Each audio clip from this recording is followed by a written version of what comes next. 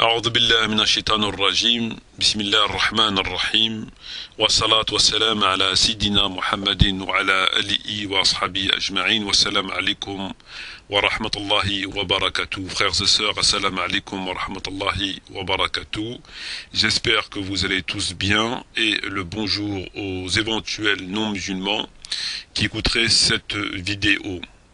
Dans cette présente vidéo, nous allons évoquer une fois de plus la question de Tariq Ramadan et de ses hérésies. Il faut dire que le dossier des hérésies de Tariq est particulièrement volumineux. Par conséquent, traiter ce dossier prendra du temps. Il est bien évident que ce n'est pas de gaieté de cœur ou parce que je n'ai rien à faire et moins encore parce que je n'aime pas Tariq que je fais ce travail. J'estime simplement qu'en tant que musulman, il est absolument nécessaire de défendre sa religion lorsque celle-ci est attaquée. Je ne fais donc que mon devoir de musulman et comme l'a dit Sarkozy, il vaut mieux en faire de trop que pas assez. J'invite donc mes frères et mes sœurs à suivre l'exemple.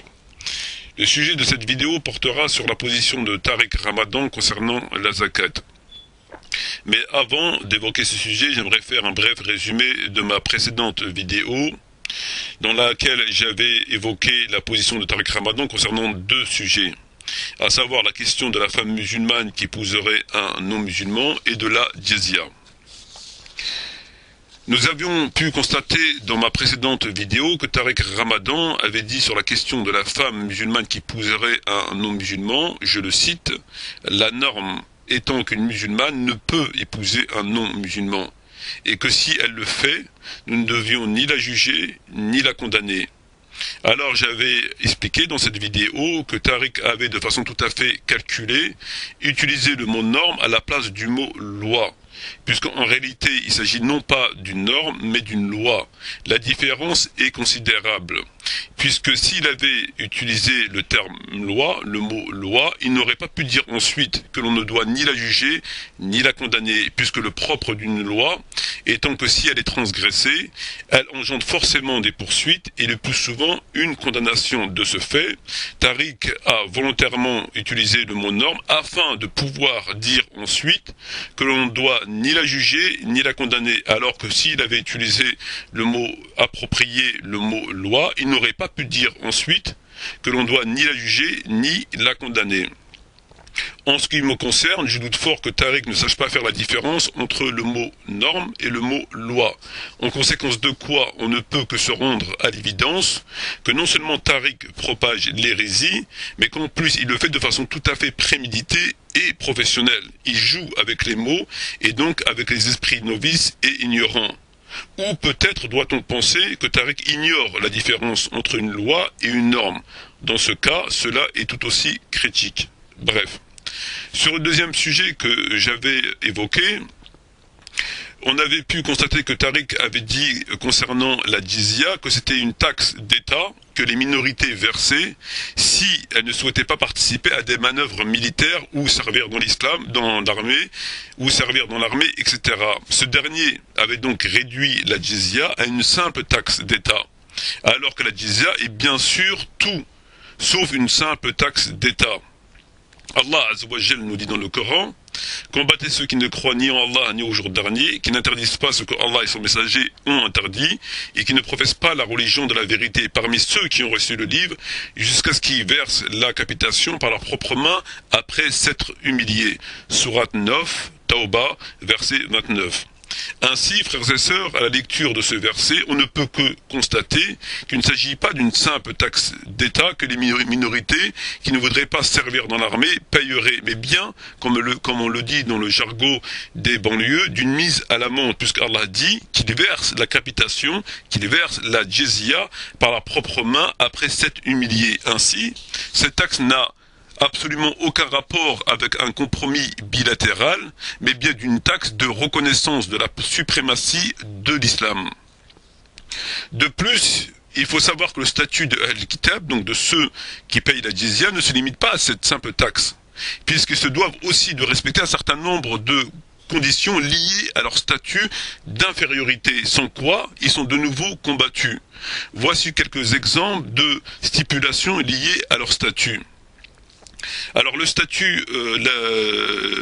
statut tombe lorsqu'ils ne respectent pas un certain nombre de conditions, dont entre autres, quand ils prennent les armes contre les musulmans, ou rallient Dar al-Harb, donc la maison de la guerre, quand ils refusent de se soumettre aux lois de l'islam, quand ils refusent de s'acquitter de la jizya, donc ils cessent de la payer, quand ils détournent un musulman de sa religion, quand ils donnent asile aux espions, aux polythéistes ou renseignent les ennemis des musulmans, quand ils tuent volontairement un musulman, quand ils se rendent coupables d'un outrage à Allah, au prophète ou au Coran, quand il fornique avec une musulmane ou l'épouse, quand il commet un vol de grand chemin.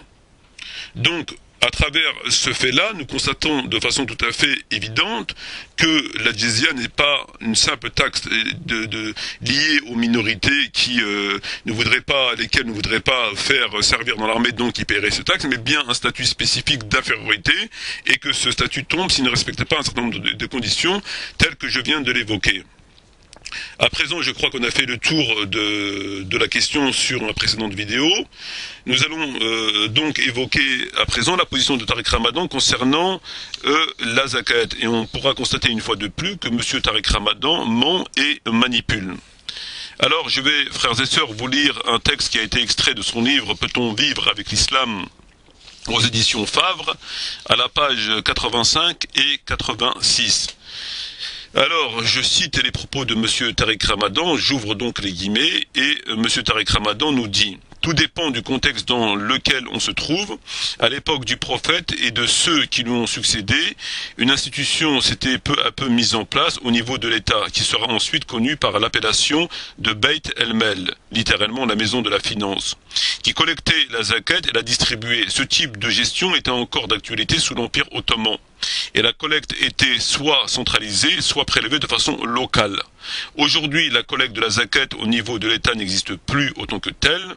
Dans un grand nombre de pays, elle est désormais organisée et gérée par des associations locales ou des mosquées.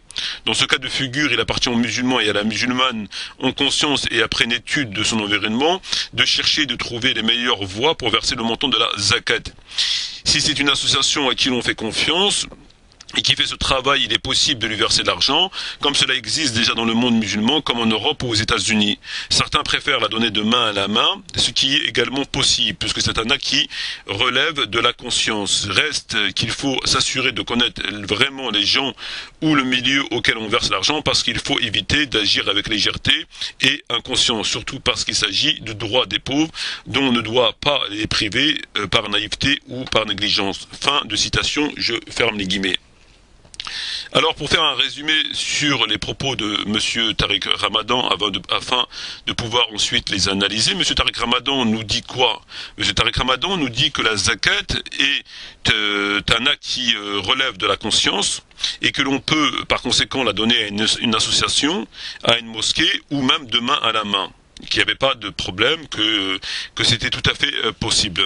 Ce qui est non seulement mensonger, mais ce qui est aberrant, puisque la zakat est non pas un acte qui relève de la conscience, mais bien une taxe d'État que l'on doit obligatoirement la verser au gouvernement islamique, au pouvoir central.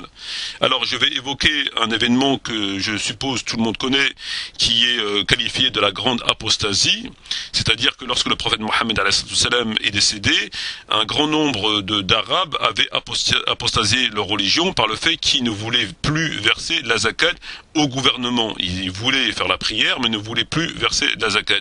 Je vais vous lire l'extrait de ce passage tiré du livre du grand historien Tabari, mais qui on peut trouver ce fait dans tous les livres d'histoire. Alors, cependant, toutes les tribus arabes envoyèrent des députés vers Abu Bakr pour lui demander de les dispenser de la zakat. Abu Bakr refusa, ne fit aucune attention aux envoyés. Ceux-ci vinrent trouver Omar ibn Khattab et lui dirent: parle à Abu Bakr pour qu'il suspende pendant 2 ans ou 1 an la perception de la dîme. Quand toutes ces tribus seront revenues à votre religion et que les hommes qui se prétendent prophètes auront disparu, alors on pourra exiger la dîme. Omar parla en ce sens à Abu Bakr, qui ne répondit pas. Alors Omar lui dit: fais-le, car le prophète a dit: on m'a ordonné de combattre les hommes jusqu'à ce qu'ils prononcent les mots: il n'y a de Dieu que Dieu. Et quand ils les auront prononcés, leur vie et leurs biens seront sacrés pour moi. Et ils n'ont de compte qu'à rendre à Allah. Abu Bakr répliqua, le prophète a dit, leurs vies et leurs biens seront sacrés pour moi, sauf en ce qui concerne la loi et la zakat, fait partie de la loi. S'ils ne s'acquittent pas, leurs vies et leurs biens ne sont donc plus sacrés. Puis Abu Bakr ajouta, par Dieu, s'ils me retiennent seulement une genouillère de chameau de ce qu'ils ont donné au prophète, je leur ferai la guerre. Fin de citation.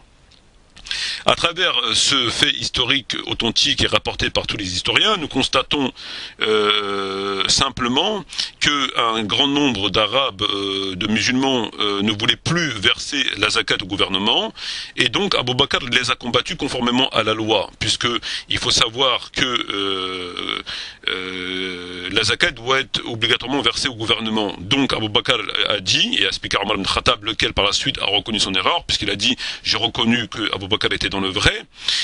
Abu Bakr leur a dit, s'ils ne versent pas la zakat comme il le faisait à l'époque du prophète, c'est-à-dire au gouvernement, puisque le prophète envoyait des percepteurs pour récupérer la zakat et la ramener donc à Médine, et suite à quoi le prophète la mettait dans le trésor public.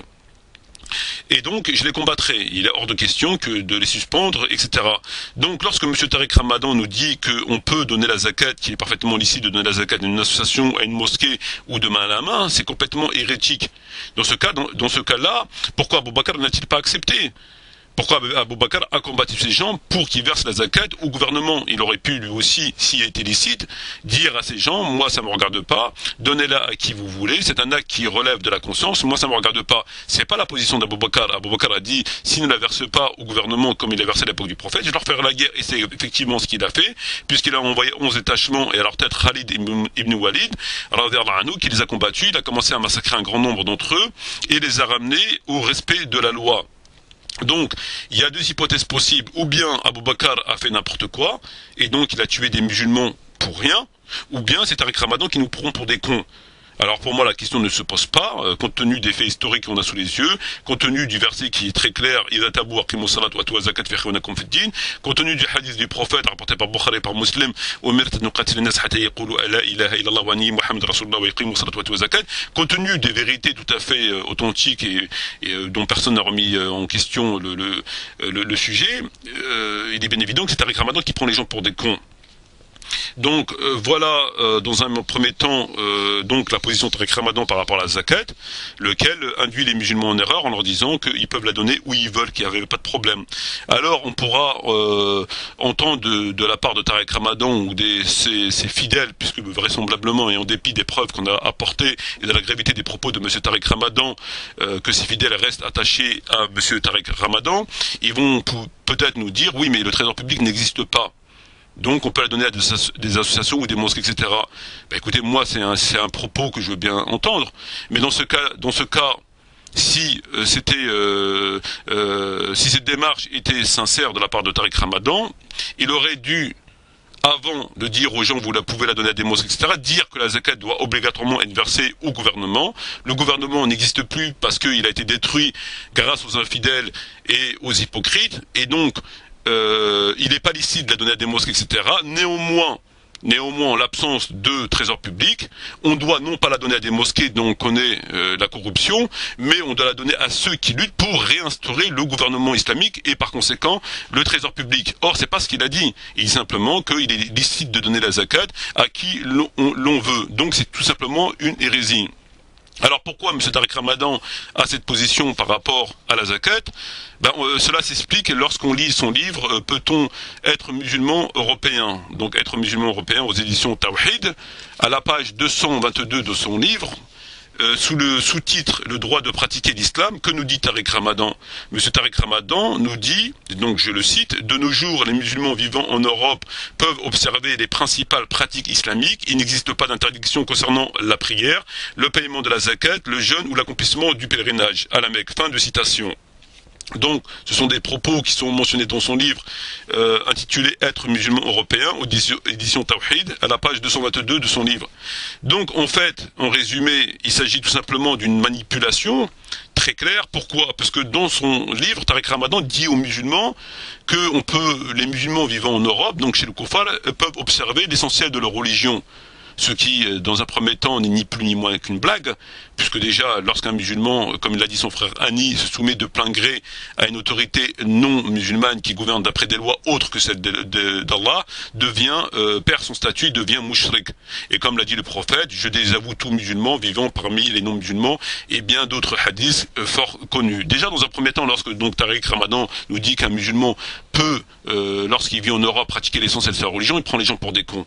C'est tout simplement, c'est une blague. Voilà, ça mérite pas un autre qualificatif que blague. Mais passons. Donc Tariq Ramadan a dit que les musulmans peuvent pratiquer l'essentiel de leur religion, dont entre autres donner la zakat. Donc il est bien évident que si il dit ça dans un livre et dans un autre livre, il dit qu'il est formellement interdit de donner la zakat de main à la main, mais qu'on doit obligatoirement donner la zakat au gouvernement islamique, conformément au Coran, conformément à la Sunna, conformément à la pratique d'Abu Bakr radhiyallahu anhu, cela rentrait en contradiction avec d'autres de ses propos, dont trop de ceux qu'on a vus. Dans ce cas-là, il ne pourrait plus dire les musulmans vivant en Europe peuvent pratiquer l'essentiel de leur religion, dont entre autres donner la zakat. Ils ne peuvent pas donner la zakat. Donc ça rentre en contradiction. Donc il souhaite en fait, en réalité, harmoniser sa position dans son innovation, dans son hérésie, en disant que les musulmans vivant en Europe peuvent pratiquer l'essentiel de leur religion, ce qui est complètement aberrant. Et de l'autre côté, il nous dit qu'on peut donner la zakat à qui l'on veut, que c'est un acte qui relève de la conscience et on peut la donner aux mosquées, aux associations de main à la main. Voilà, donc c'est tout simplement pour harmoniser sa position hérétique qui tient ses propos alors qu'il n'en est strictement rien. Ou alors, comme je l'ai dit, Abu Bakr a tué des musulmans, des gens qui avaient fait la shahada, qui faisaient la prière mais qui ne voulaient plus donner la zakat au gouvernement, il les a massacrés, et massacré est le terme approprié, puisque lorsqu'on se penche sur les livres d'histoire, on voit carrément que il y a eu un carnage et il n'a pas rigolé avec eux. Donc il les a massacrés pour rien, puisque pour M. Tariq Ramadan, on peut la donner de main à main. Donc Abu Bakr n'a pas eu la présence d'esprit en disant alors moi écoute, moi ça me dérange pas. C'est un acte qui relève de la conscience, M. Tariq Ramadan l'a dit, donc dit à ces gens, aucun problème, d'ailleurs il ne s'agit même pas de les suspendre pendant 1 ou 2 années, mais autant qu'ils veulent et qu'ils la donnent où ils veulent. Voilà. Donc c'est complètement aberrant d'entendre ces propos-là. C'est comme si on disait que aux citoyens français qu'il leur était permis qu'un homme politique viendrait dire et il vous est permis de payer vos impôts à l'église ou à une association ou la donner de main à la main et pourquoi pas à votre voisin. C'est exactement la même chose. Voilà. Donc en fait, et pour terminer mon propos, il s'agit tout simplement d'hérésie et il est contraint d'harmoniser sa position hérétique puisque d'un côté il tient de tels propos et de l'autre côté il ne peut pas dire ce que je viens de dire et qui est écrit très clairement dans les livres. Donc voilà, c'est tout à fait une manipulation de plus et il ne se soucie guère du fait qu'ils mentent aux musulmans en leur disant des conneries, des hérésies absolument abjectes et il les égare en leur disant que ce que je viens de dire. Il ne se soucie pas de corrompre leur âme et de les précipiter comme ça dans l'égarement et dans l'innovation. On ne peut pas faire son islam sur les ruines de l'islam. Il y a eu une institution qui a été établie. Cette institution n'existe certes plus grâce ou plutôt à cause des pourritures d'hypocrites et des mécréants. Bon, aujourd'hui, il faut agir pour rétablir cette institution et non pas continuer dans l'innovation et donc verser cette zakat à qui on veut et donc faire sa pratique religieuse sur les ruines de l'islam. Voilà.